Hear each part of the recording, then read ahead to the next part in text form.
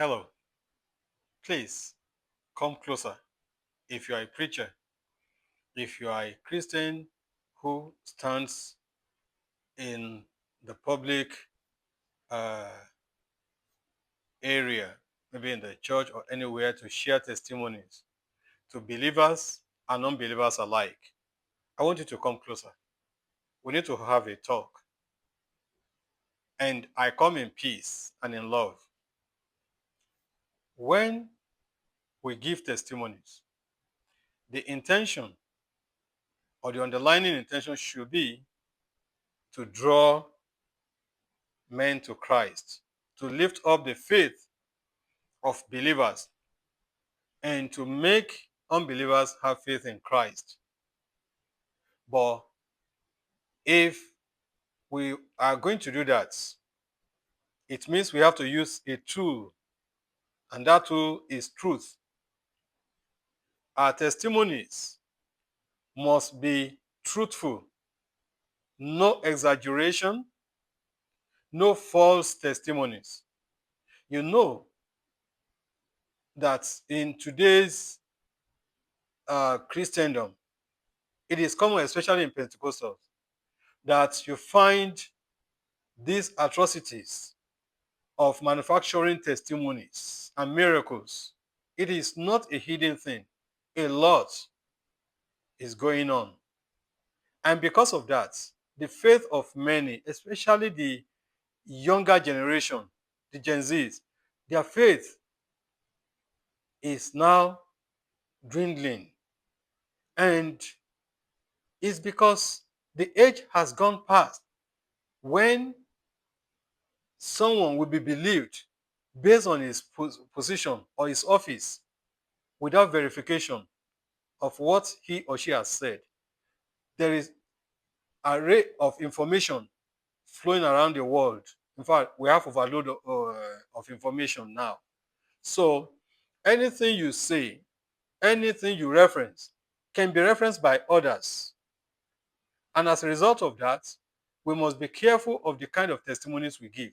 And the way the children of this generation, the Christians of this generation reason, it's not the way that our fathers reason. Our fathers, anything they tell them, yes, they believe. And everything, they count it as faith. But Christ has not called us to that kind of faith. Apostle Paul said that the Bereans are more noble than the other Christians.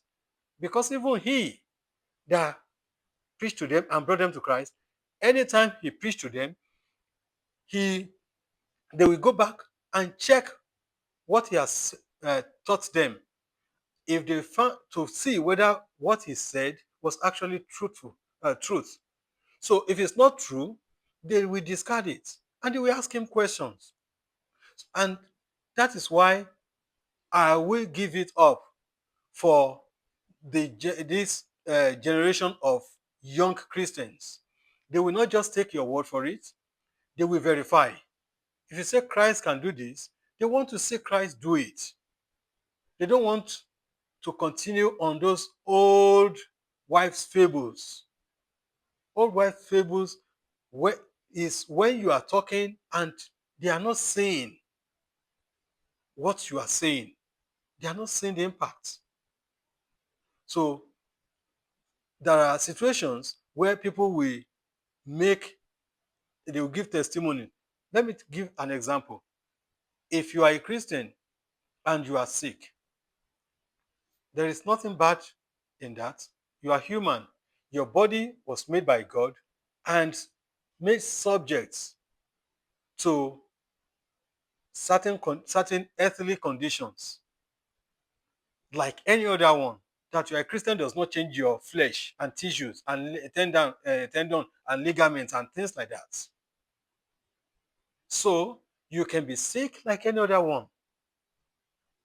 But then, if you choose to go to the hospital, if you go to the hospital, in fact, I will advise, if you go to the hospital and they give you medication and you are taking the medication, because you are taking the medication does not make you less a Christian. And when you take the medication and you are praying to God, Remember, some people take medication and still have the medication still work against them. So that you take medication and it works for you is God's grace. So instead of coming to say, when I came to church last Sunday and Papa lay hand on me, I became healed, and you left the 2 weeks of medication you have been using, that is lie. Anyone who knows you and who is close to you and knows that you have been using medication for 2 weeks will know within himself or herself that you are telling lies. Even the aspect of God in it can be they can be blinded to it because of partial information you have just given. So it is important that you say it exactly as it is. And it's because of all these stereotype and shaming that have been put in the brain of people to think that if you take medication, you are less a Christian. Who says that? Where is it written? Even Apostle Paul told, I think it was, is it James or one of the apostles says, take little wine because of your health. So where did we get our own model of Christianity that frowns against using medication, that will make some Christians use medication behind and come back and say because somebody lay hand on them, that's why they are healed? That is lie. And beyond that, when you are a Christian, especially if you have name in Christendom, please, I beg you, verify any information that is passed to you of what God has done. Verify before you allow it or before you broadcast it. I was listening to a preacher who I enjoy his preaching of a recent. I just came across his preaching and I was listening. But he gave a testimony of someone who was saved from aircraft accident, aircraft crash. And the way he presented it gave me a question mark in my mind. The way he said the angels came, brought the person out, and shut the door back. I know the person might be referring to trying to paint the biblical stories of the ages. But the truth is that that particular aircraft, it was not only one person that was saved, not only that person, many scores of people were saved in this age and era. And I saw it elsewhere online where people were debating and they were saying, no, this is not true. This is the number of people that were saved from that crash.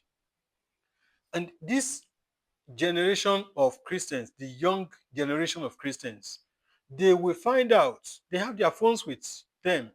Anything you say, while you are saying it, they are checking it, whether it is true or not. And I give it up to them. They are Liberian Christians. Nobody should shame them for that.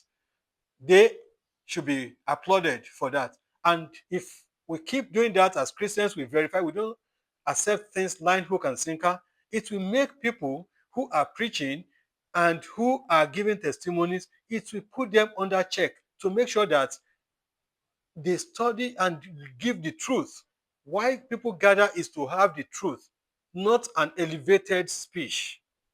So I urge you, if you are a Christian, if you're a preacher, make sure that any testimony you want to give, you verify it. If it is not you that it happened to, verify it before you allow it.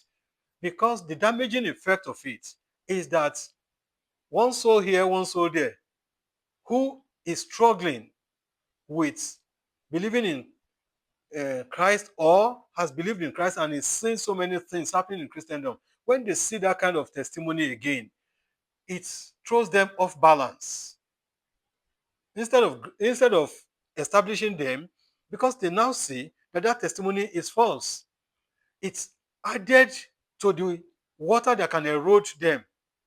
So please, I beg you, verify any testimony you want to share.